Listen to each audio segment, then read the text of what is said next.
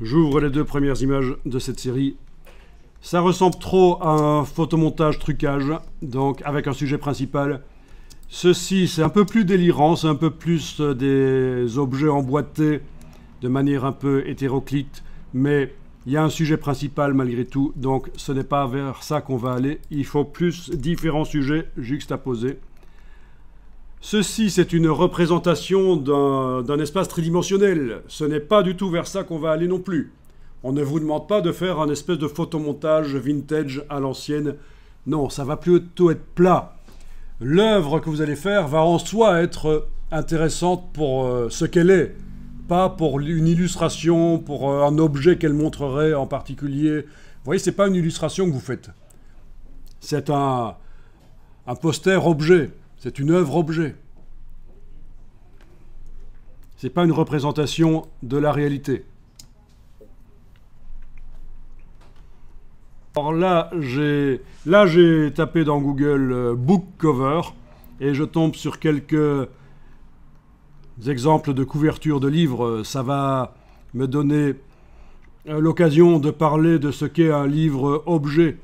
Voilà, ce genre de couverture ici, qui ne montre pas vraiment une réalité. Oui, peut-être dans la photo ici. C'est des formes géométriques. Le livre est agréable en soi, c'est un objet. Celui-ci aussi, voilà. Par contre, les livres dont la couverture va montrer une photographie ou tenter de montrer la réalité, on est moins dans le livre objet. C'est plus comme si le livre est juste un support à l'illustration.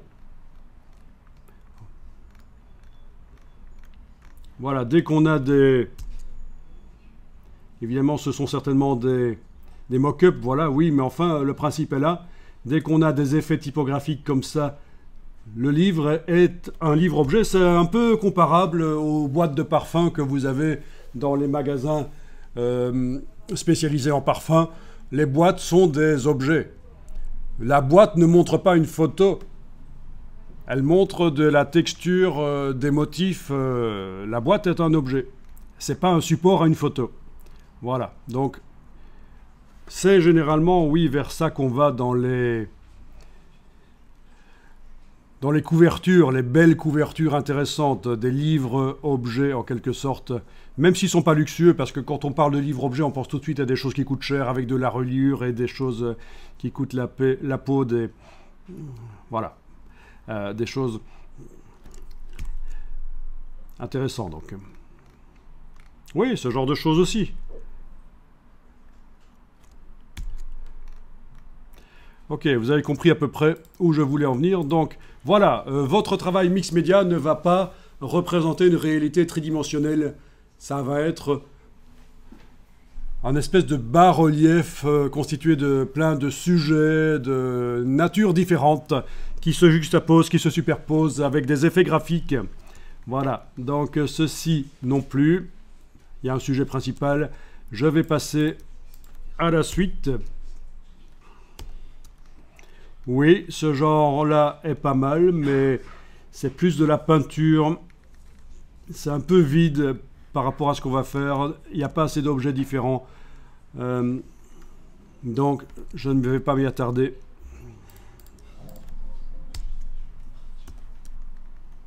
Ceci représente une réalité tridimensionnelle, donc non, ce n'est pas un objet en soi. Là aussi, il y a une tentative de...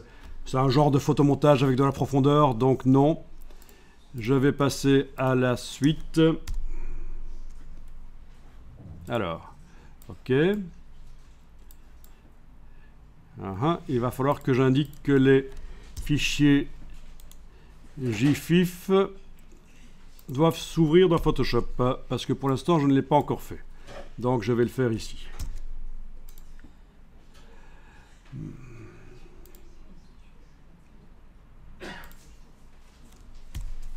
Ok. Voilà, voilà. Sinon, il ne s'ouvrait pas dans Photoshop et ça me posait des problèmes. Alors voilà, du scrapbooking avec du bas-relief, voilà, des choses comme ceci, c'est faisable dans Photoshop, bien sûr.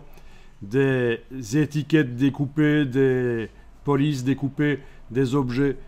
Mais Voilà, en prenant des choses qui ont un peu plus de caractère, peut-être un peu moins scrapbooking dans le genre. Là aussi, ce n'est pas très intéressant. Donc j'ai terminé avec ce travail, cette série-là.